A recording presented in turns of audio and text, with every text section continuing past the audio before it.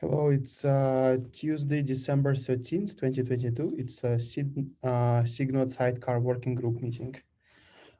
Today we had two items on agenda.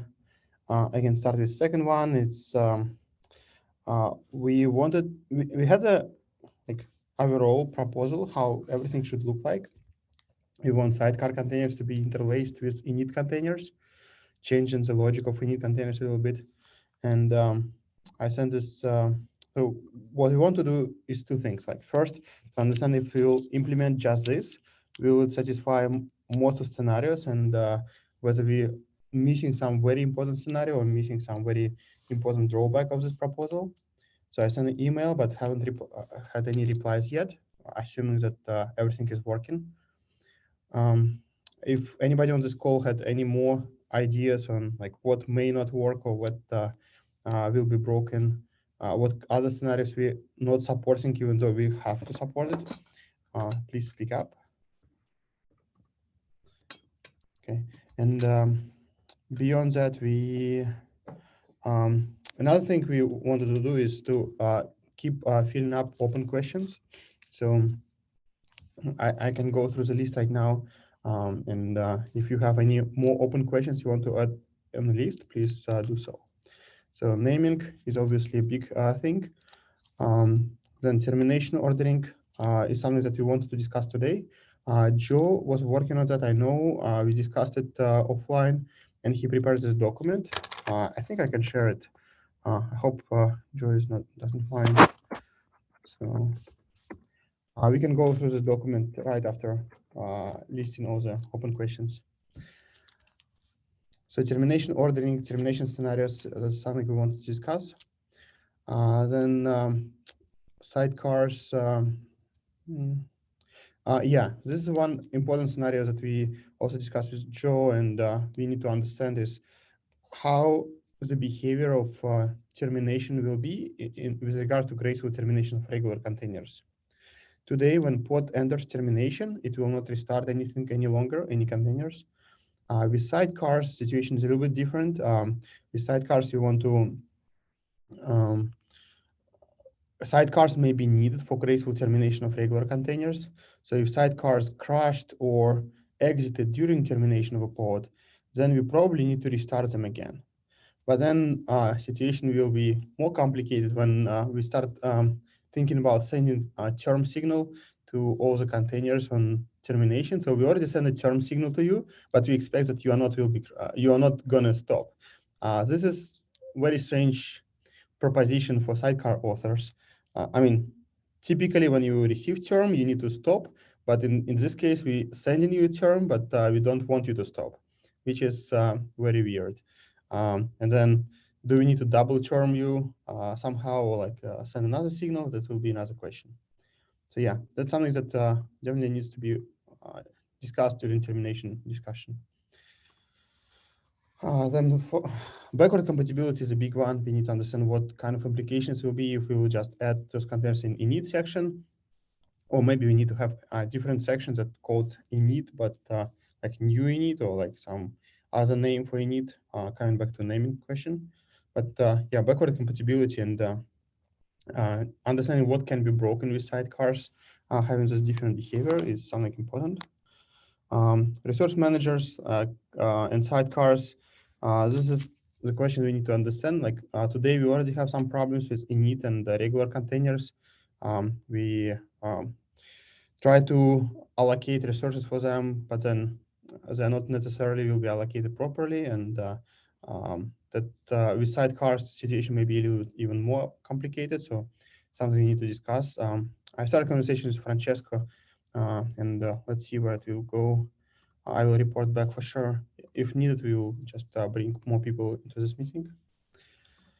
And then team suggested this topic, like we need to explore everything, every scenario, how users can abuse this or intentionally otherwise. So people mistakenly put this attribute on regular container, or people said some like can change behavior of pods drastically in a way we didn't anticipate. So this is kind of use cases we want to investigate and understand how this new setting can be abused, because it's obviously quite powerful. And finally, I want to understand 6 scheduling concerns. So I added topic to this Thursday 6 scheduling meeting. If you want to join, please do. I think it's at 10. I may be wrong, but yeah, check the calendar. It's somewhere on Thursday. Yeah, any other topics? Any other open questions I missed?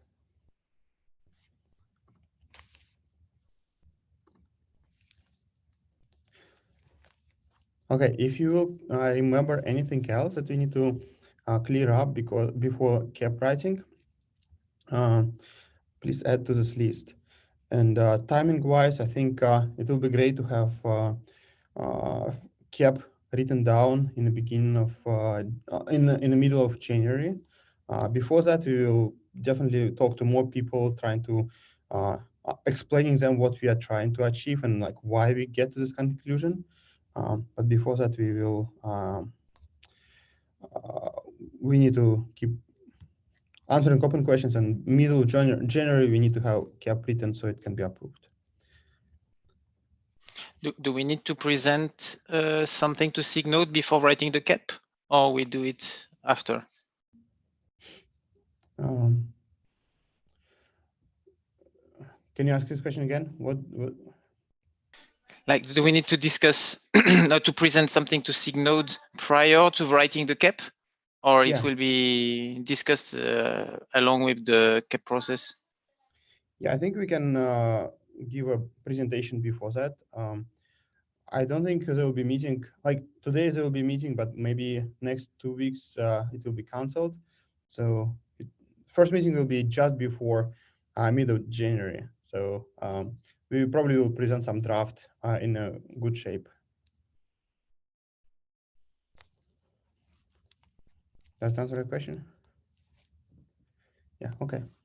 And yeah, we will probably will get API reviewer, will be team probably, and people recommend to ask more API reviewers to do this review, because it's obviously a big change that needs a lot of attention.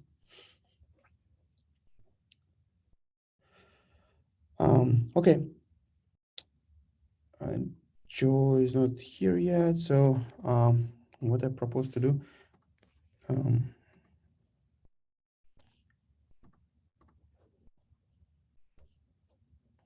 Oh, Francesca, you're on a call.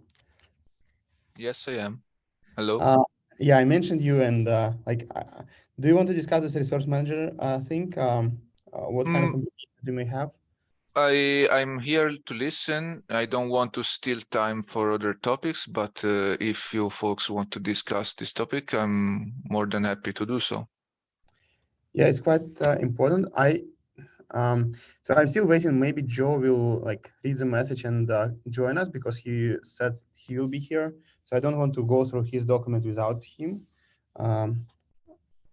And resource management is a very important topic. So if we can talk about it, it will be great.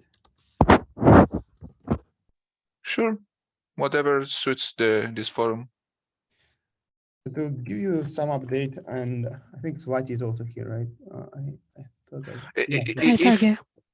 Hi, thank you for coming, both of you. If you have anything I can read to get up to speed, so we can have a more productive discussion.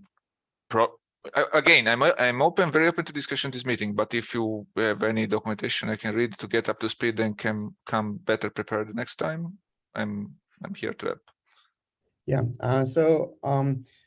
Most of the discussion and most of the document will be describing why we don't go different approach. Actual approach we picked is quite simple to explain. So the idea is that among all init containers, there will be special type of containers. Currently, we're thinking of restart policy always. That would mean that these containers will survive the initialization stage. So instead of waiting for termination, for completion of this container, we will be waiting for readiness of this container, and then we will not touch this container till the end of the pod. That's the idea.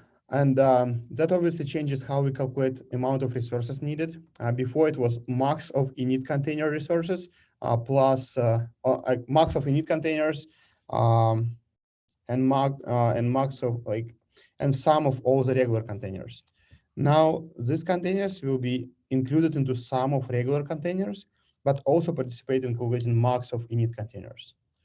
So I hope I'm making sense. Yeah, you are. Yeah, I need to think a bit more. This is something, yeah, that could have implications. Yes, totally. Yeah. So now I remember there was some implications between init containers and regular containers, but Swati corrected me that I was wrong in my understanding when we calculate hints for allocating containers on specific CPUs or such. Yeah. So yeah, my understanding is that, like you said, we calculate max of init, or we add all the containers. So we identify max based on that. And that check, if I remember correctly, that happens at admission time. So if you have a pod with init container that does not meet the criteria, there's not enough on a single Luma node and the node has been configured with single Luma node policy, it would not be admitted. That's, as I understand, that's the current way we are doing things. If we were to change the init container in a way that it's kind of long running and it's along the life cycle of the pod, then we have to definitely take the resources requested by that init container into consideration. Okay, so if we'll calculate resources correctly, the next question will be, when we do actually pin containers to specific CPUs, will this be affected by the fact that some containers will be pinned during initialization stage and some will need to be pinned to the same CPUs later? Is there any complications here? Possibly. Yeah, go on, Swati. Yeah, it could be.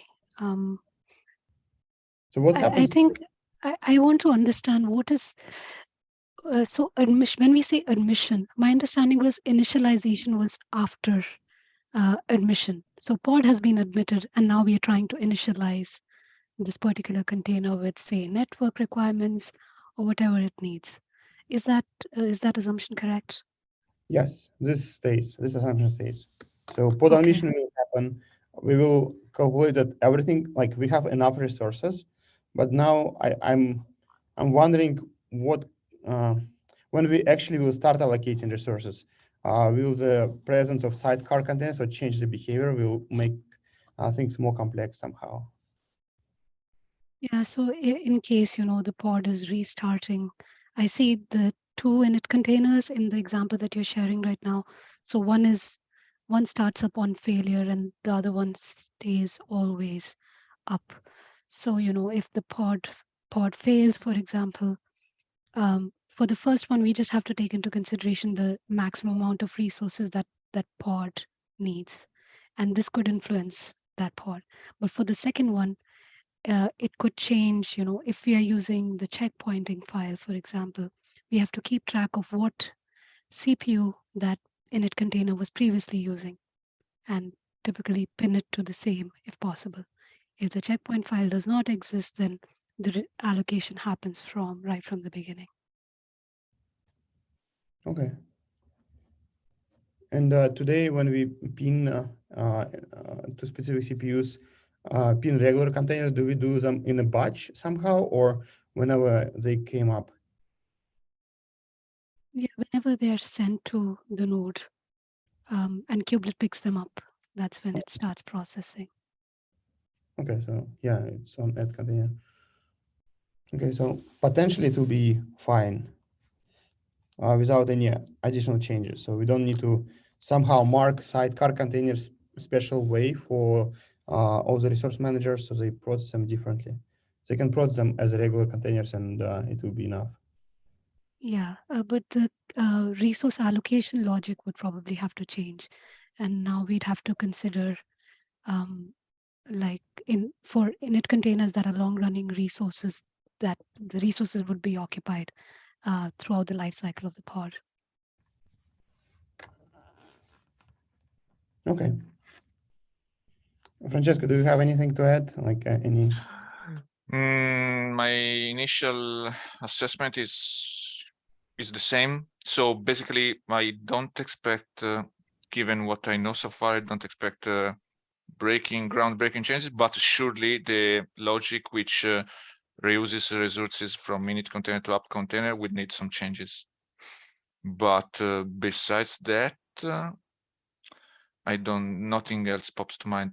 I'm not sure how complex will be this computation, depending on we plan to mark those sidecar, especially init containers, sidecar containers. But yeah, that should be it as far as I can tell now.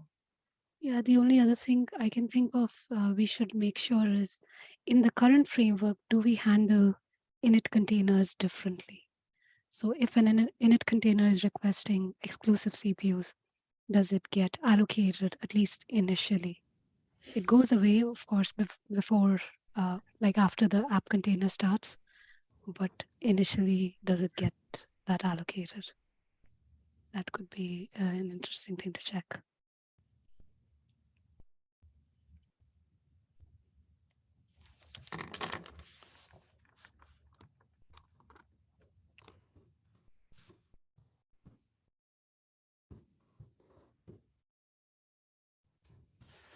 Okay. Is it something that you can help check in? Yeah, sure. Thank you. Basically, deep diving into the code. Yeah. Okay. Thanks.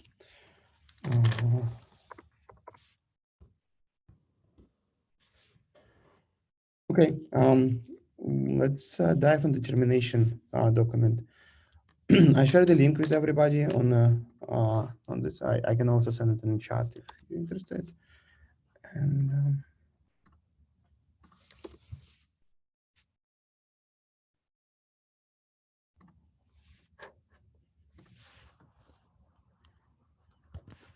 okay.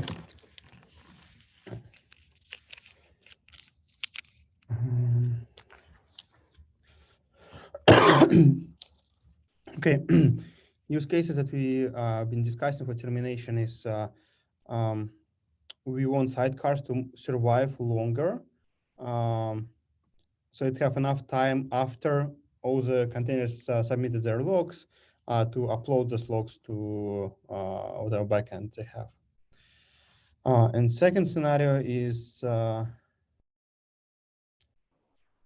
graceful termination, graceful shutdown. So if during graceful shutdown we lost a proxy, then we will lose all the network connections. So we don't want to lose it. We want to restart the sidecars over and over again. Hey, sorry, I'm late. Oh, hi. We just started your document, like you exactly perfect timing. So I went through motivational use cases. If you can take it from here, it will be great. Sure. Yeah, so the prompt had been, I think Sergey may have covered this. The prompt had been to look at the termination use case in more detail. We knew generally what we thought we wanted, but we wanted to like break down the specifics. So these were the two motivating use cases. There's probably more. One is mostly like the logging monitoring one. The other one is like the proxy sidecar. Both of them kind of have a similar requirement that you want your sidecar's life cycle to be kind of wider, like start before and end after the primary container, right? Because if you're trying to capture all its logs and you terminate it before it does, you can't possibly do that. And if you're a proxy and you're trying to deal with its entire life cycle, at the end of a healthy container's life cycle, if it's a service, it's probably going to want to like drain all connections so that like no new connections are going to be sent to it by networking, but it's got in-flight requests that it still needs to send responses back to. So the proxy needs to stay alive for the entirety of all that. So from that, I kind of captured a couple of main goals, which I think I already kind of alluded to. I did want to just talk about the most basic things that are going to happen. So today,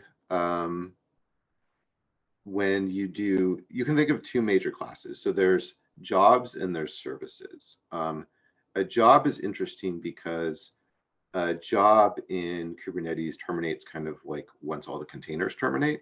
So sidecars are really annoying because the sidecar has to figure out that the primary containers have terminated, and then it needs to terminate itself. Otherwise, the job basically gets hung. So we can probably do better than that pretty easily, just by like, once all the primary containers are done, we can say, okay, now termination is really like, we're ending this pod. And so we'll just start shutting down the sidecar containers. That's really clean because the primary containers have already stopped. So we naturally get the life cycle that we want, which is all the primary containers have stopped because they terminated themselves. And then the sidecar containers, we just need to make sure that they get shut down and cleaned up.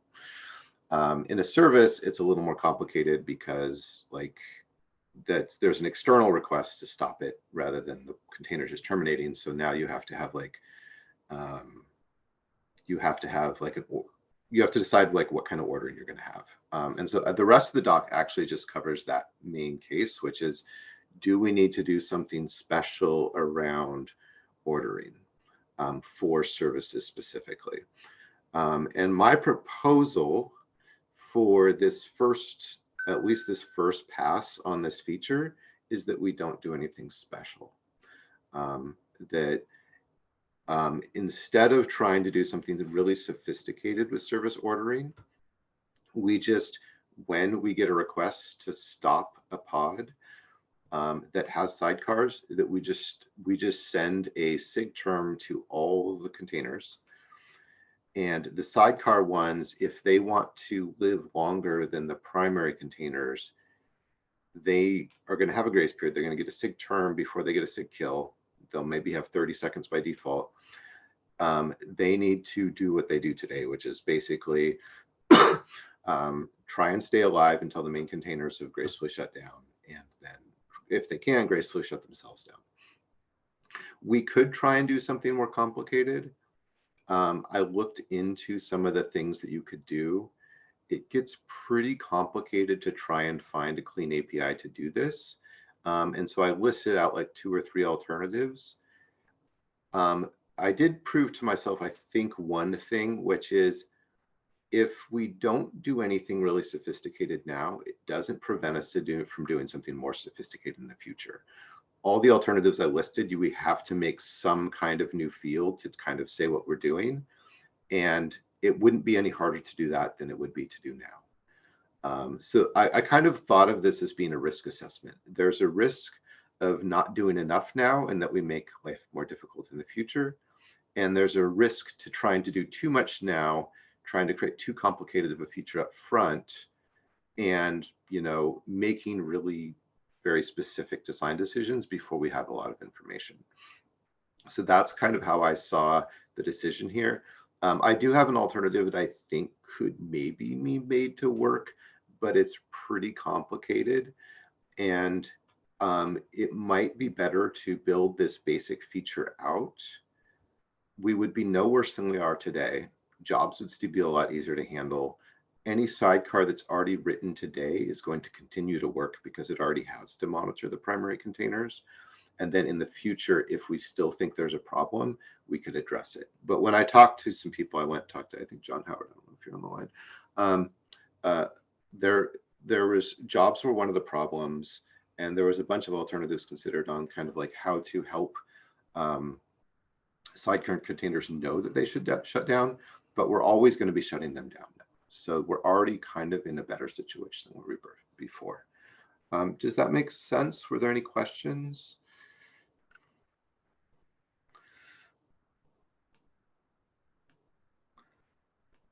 Yeah, go ahead, Matthias. Yeah, so it means that we no longer keep the order of startup reverse to shut down the init containers, right? Yeah. The catch there is if we try and do like a reverse ordering, we end up violating the graceful shutdown period that's set on pods. So there's this, yeah, I should have mentioned this before. So on pods, there's a graceful termination period that defaults to 30 seconds. And if we wanted to do really strict ordering, we would have to decide how we're going to accommodate that pre-existing field. So we could do like all the main containers shut down in parallel, and then we could violate that 30-second limit and give each sidecar its own 30 seconds. But then if you had 4 sidecars, you could be 2 minutes for shutdown, which clearly violates the intent of that field, which is that the whole pod should shut down in 30 seconds.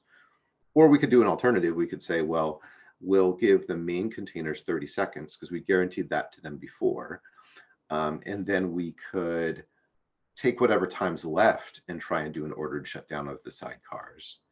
That's problematic because now the sidecars only gets what's left, right? So if the primary containers use most or all of that 30 seconds, the sidecars don't have any time left. And so you could try and, I don't know, divvy that up between them or something, but you're going to get really inconsistent behavior. So one of the alternatives that I listed was that sidecar containers that need an additional grace period would have their own grace period on their specific container. And then we would deliberately, this is alternative one, we would deliberately violate the pod level grace period by having like container level grace periods in addition to that, but you would have to opt into it. And if you didn't opt into it, you would either be grouped with the main pods or something. So you can kind of see like why this gets really complicated, which isn't to say we can't do it. I'm just proposing that we don't take all that on now and kind of defer this as a thing that we could do later, but that I think only makes things better. And I don't think we make ourselves worse by not doing it now. So, go ahead, Ryan. Yeah, so to add on to that, the kubelet sends, it goes through all of the pods sandboxes and sends a SIG term basically to the sandbox. And so the container runtime is managing the stopping of all the containers. Yeah. And so the kubelet today doesn't do any ordering of the shutdowns. And so we might need a change to the container runtime if we want to order those shutdowns as well. And so that also complicates the shutdown termination process. Yeah, I looked at the code briefly and I wasn't able to convince myself that we could do it with no CRI changes. So yeah, I think you might be right. Yeah. I have a question about the, if we could go back to the top of the document. The motivating use cases, starting with the first one, I'm not convinced that either of these use cases can't be solved with the current, with using no sidecars. And I was wondering if we could clarify how the current containers are not motivating for these use cases. Starting with the first one, a container, if we have 2 containers, a web server and a logging container in the same pod, the logging container can get the SIG term and continue its logging while the web server is running. And so I don't see how this is motivating for sidecars. These use cases weren't intended to be motivators for sidecars. They were intended to be motivators for the behavior of termination. Oh, okay. So this doc was intended to be purely focused on termination, not should we do sidecars, but if you do sidecars, how should termination work? Gotcha. Okay. I think we should try and make these use cases to be in line with how we want sidecars to work as well. And that might help us flush out the document some more. Okay. Yeah. Yeah. Please put comments on here on how I can best do that. I'll be happy to try and make some adjustments. Thanks.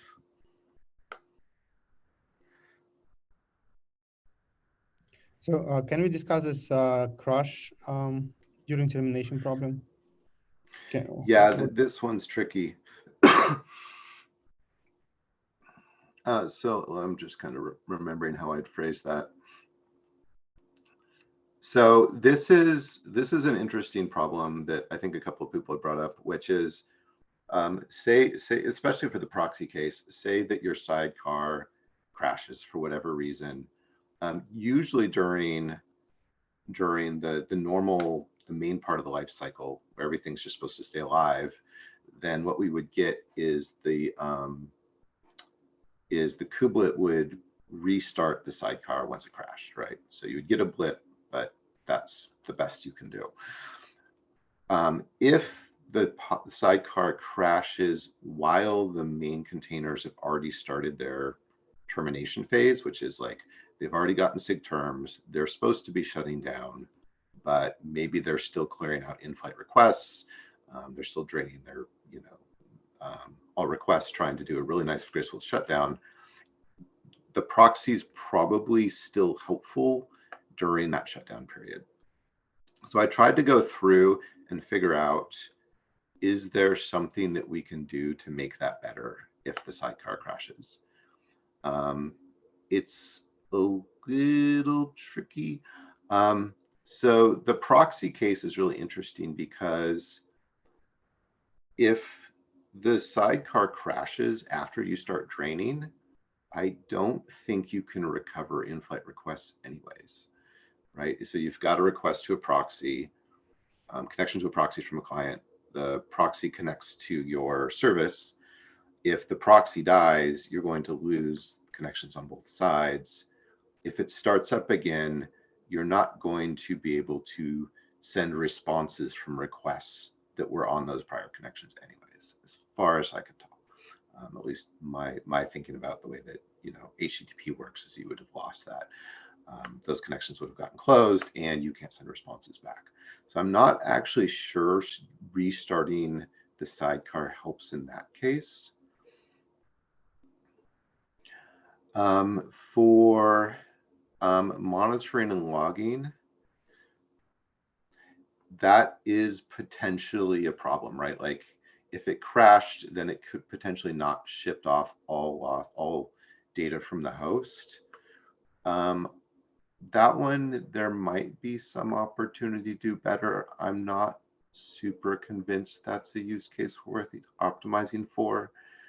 But I think generally, like, you want to build sidecars to be pretty super stable services. Like if they're flapping a lot, you're going to have a lot of problems anyways. So I didn't feel like this was a showstopper for us, but I'm interested in what other people think.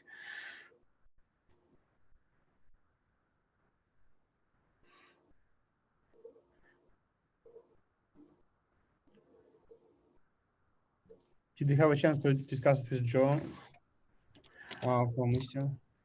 I didn't chat with John about this one specifically. Maybe we should. We can ping him on the doc and see if he has any comments. That's something we can do. Yeah, that would be great. If anybody else on the call who can speak of scenarios, that would be great. Yeah, I would love to have people poke holes in this document, tell me where I'm missing stuff. I don't have as much experience as a lot of people on the call. So if you know of use cases or you've seen problems that don't seem to jive with what I'm saying in this doc, please speak up. Mostly what we're looking for is a way to get kind of a minimally viable product, to get like an early release of sidecars. So we're trying to figure out which features are really essential and which features we can safely add later. And yeah, hopefully I can get some good feedback on this one. Yeah, I think this is one of the features that I'm thinking of. So we need to understand whether adding this feature later will require to add a flag to our sidecars, or it should be built into sidecars from a get-go. And another related problem to this problem is whether we apply crash loop back-off timeouts, or sidecars are exempt from back-off logic. So back-off logic may be problematic. I mean, it goes all the way to up to 5 minutes, and then like sidecars will never restart, and like pod will render itself unusable because of this back off that happened. Yeah, that's a really good point. The back off goes pretty high. I actually didn't address that here. Let's get some comments in. I did look at some of the other things that happened during termination. So there is a pre-stop phase that normal containers have. I was proposing that we keep all that same behavior for sidecars. Pre-stop has a lot of nice properties, and I think if needed, you can use it in the same way. There's also like the probes themselves, like the readiness probe and the liveness probe, have their own grace periods. So I was proposing that we keep those working more or less the same. I believe the behavior, I didn't try and get into startup too much here, but my understanding was that when you start a sidecar, that it's going to, since it's in the init containers, it's going to block any subsequent init containers from starting until it's ready.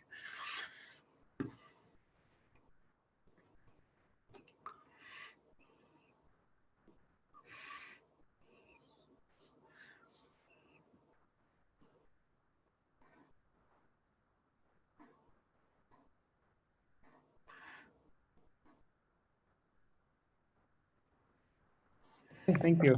Is there any more concerns on the call about this proposal? I really like the idea to do nothing, and I agree that we have an opportunity to improve it later. I mean, yeah, nothing is a better. I was kind of happy and sad. I'm kind of with Sergey on this. I'm happy that I feel pretty comfortable that if we do nothing, that we don't make things worse for people today. We do make it better for users of jobs, and I feel pretty safe about being able to do more detailed work on this in the future, which may happen. But I like the idea of like being able to have a release that's doesn't have to do all this just to get something out in alpha for people's hands.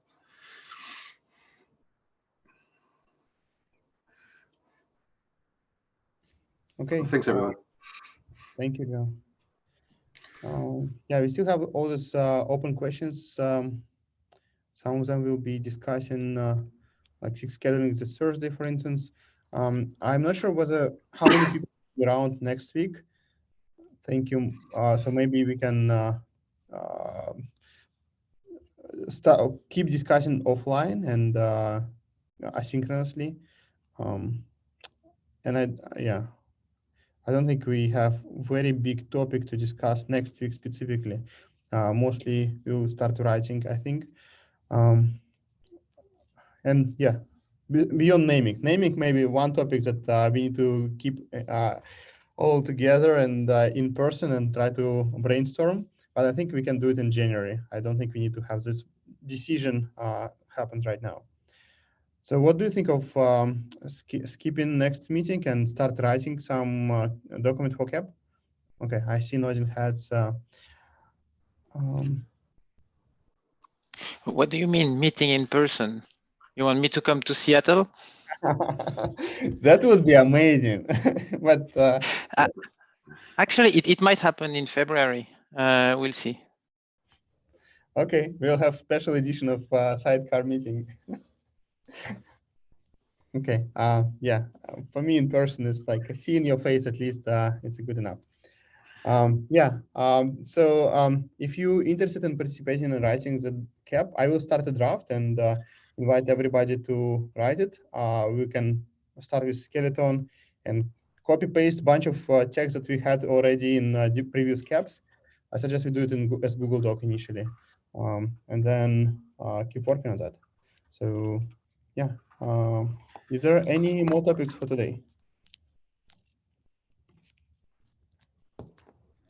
Okay, then I think we can cut this meeting short. Again, SIG scheduling, if you want to tell them about sidecars, please join on Thursday. Otherwise, we'll keep working offline. Yeah, cheers, everybody. Thanks, everyone. Thank you very much. Bye-bye. Bye. Thanks.